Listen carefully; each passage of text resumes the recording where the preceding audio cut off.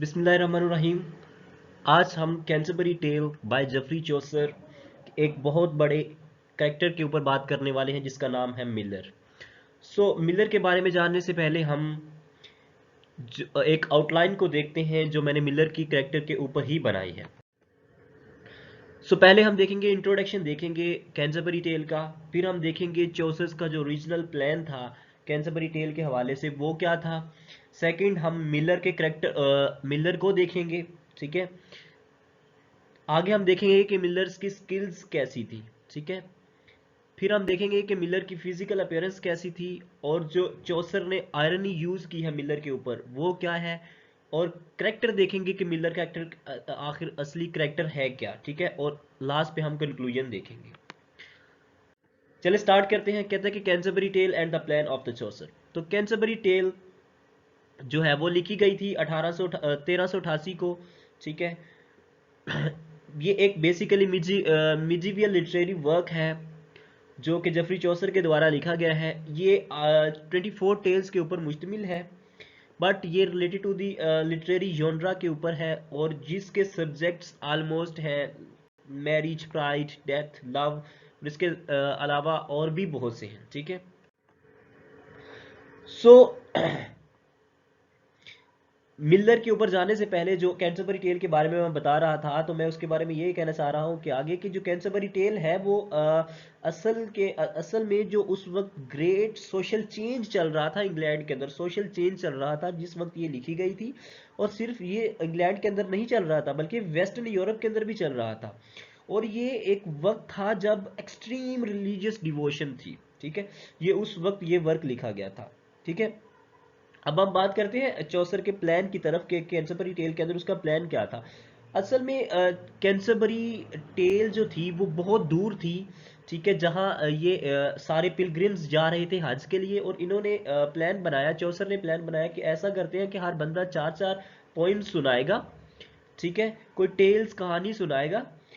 ये इसलिए कि हमारा सफ़र जो है वो आसानी के साथ गुजर जाएगा, बातों बातों के अंदर ही हमारा सफ़र गुजर जाएगा, और किसी को मतलब रियलाइजेशन भी नहीं होगी कि हम इतना सफ़र करके आ चुके हैं, ठीक है।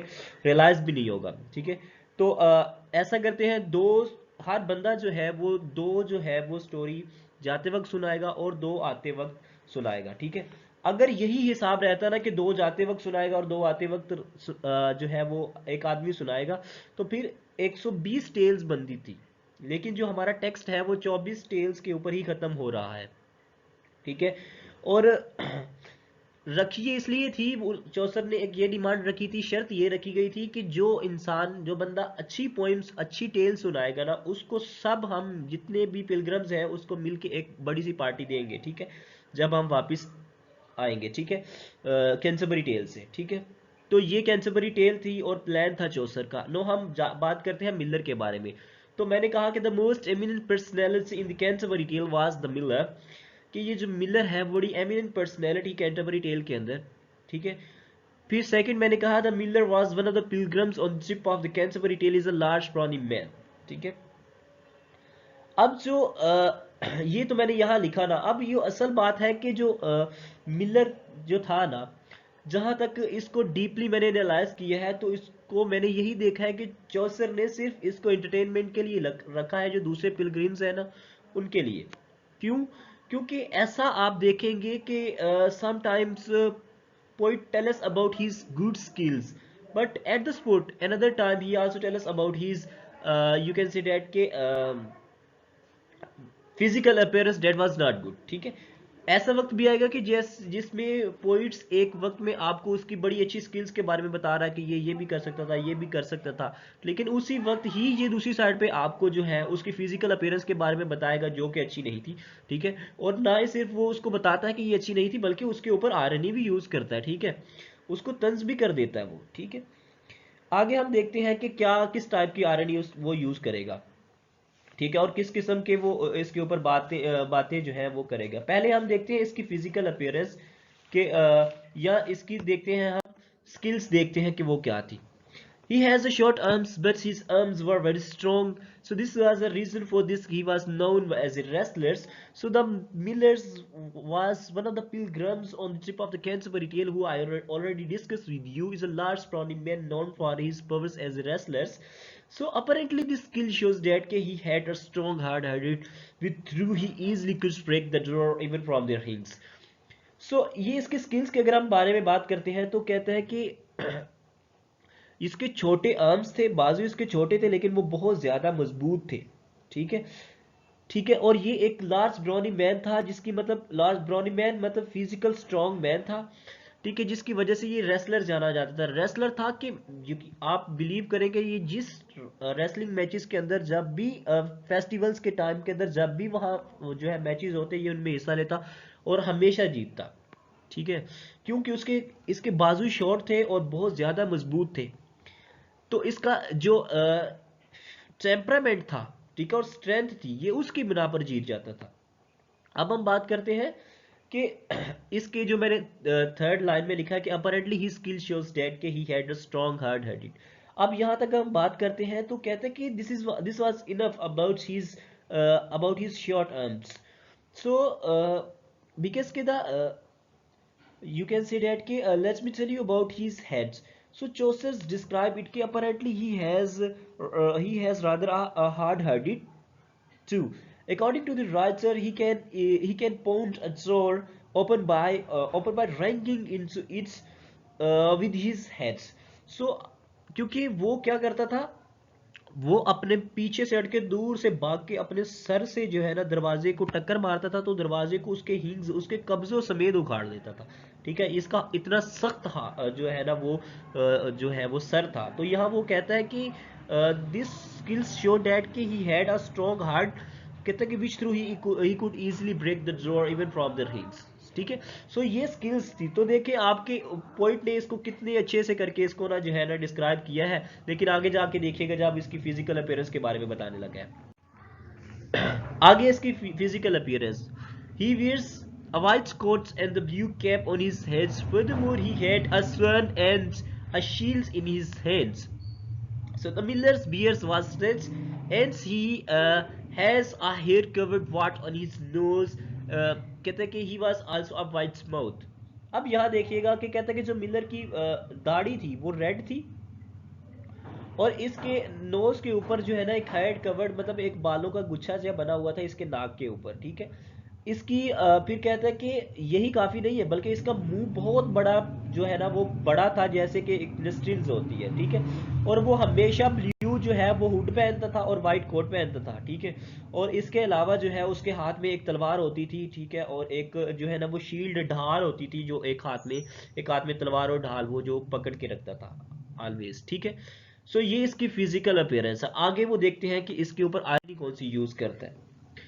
वो कहते हैं कि जैसे कि मैं आपको पहले बता चुका हूं, आयरनी से पहले मैं आपको फिर एक दफा रिमाइंड करवा दूं कि मुझे लगता है कि इसका करेक्टर सिर्फ इंटरटेनमेंट के लिए रखा गया है, दूसरे पिलग्रिम्स के लिए। वो क्यों? क्योंकि देखिए यहाँ ये कह रहा है कि his mouth as greaves was as greaves for me. इसका मतलब यह है कि उसका मुंह ऐसे दिखता था जैसे कि एक बहुत बड़ा फर्नेस नहीं होता, फर्नेस आपने देखा कभी, भट्टी देखी है, भट्टी जो जलती होती है जिससे आग निकलती है, भट्टी भट्टी। ठीक है, कहते हैं कि उसका मुंह भट्टी जितना बड़ा था और भट्टी जैसा ही जो है ना वो आग बरकता हुआ चेहरा उसका दिखाई देता था।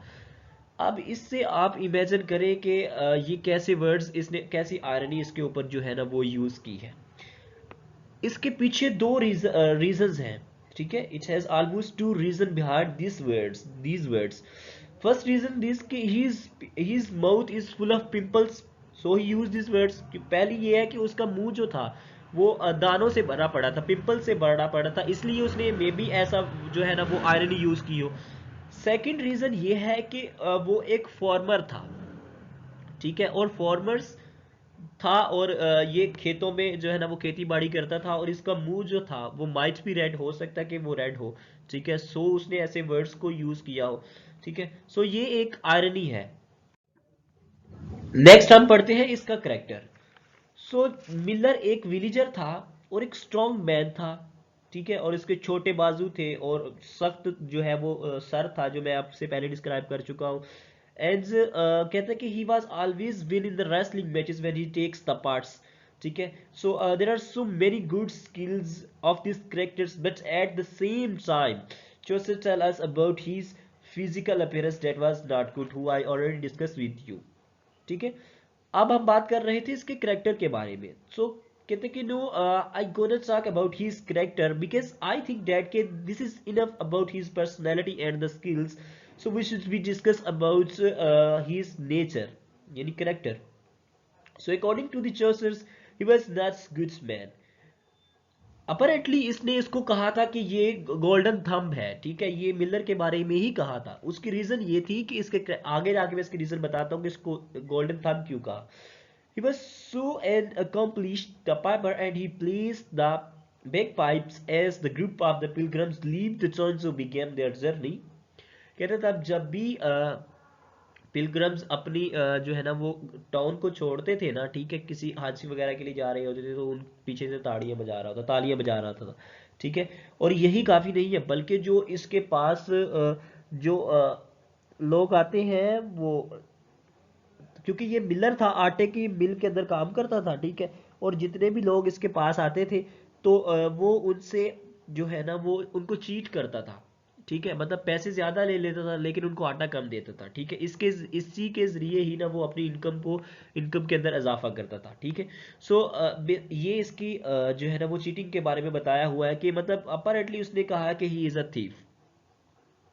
अब यही थीफ नहीं है, कैंटरबरी टेल के अंदर और भी थीफ है, जैसे कि मॉन्क है, फ्रायर है, ठीक है, शिपमैन है। शिपमैन तो भाई सामान चुरा लेता था, ठीक है। फ्रायर है, ठीक है, और मॉन्क है, ये तो इवन कि ये पैसे लेके ना तो उनकी जो है ना वो बातें सुनते थे और उनको कहते थे कि हमें जितने पैसे दे दोगे जनाब अली हम आपके उतने ही गुनाह माफ करवाएंगे। ये मॉन्क और फ्रायर की बात है, ठीक है। और इनको इवन के इनको एक लोकेलिटी हासिल होती थी किसी जगह के ऊपर जाके कि तुम जहाँ पे जाके तुम लोग बैक कर सकते हो इसलिए। सो इसका करैक्टर भी, मिलर का करैक्टर भी बिल्कुल इन्हीं जैसा है, क्योंकि जैसे मिलर लोगों को चीट करके अपनी आमदनी में इजाफा करता था ना, बिल्कुल ये लोग भी ऐसे ही करते थे, लोगों को चीट करते थे और अपनी आमदनी के अंदर इजाफा करते थे। तो ये था मिलर के जो है ऊपर जो मैंने उर्दू के अंदर लेक्चर बनाया, क्योंकि मैसेजेस आ रहे थे कि सर जो प्लीज़ इसको उर्दू और हिंदी के अंदर डिस्क्राइब करें। So please don't forget to subscribe our channel. अल्लाह हाफिज़।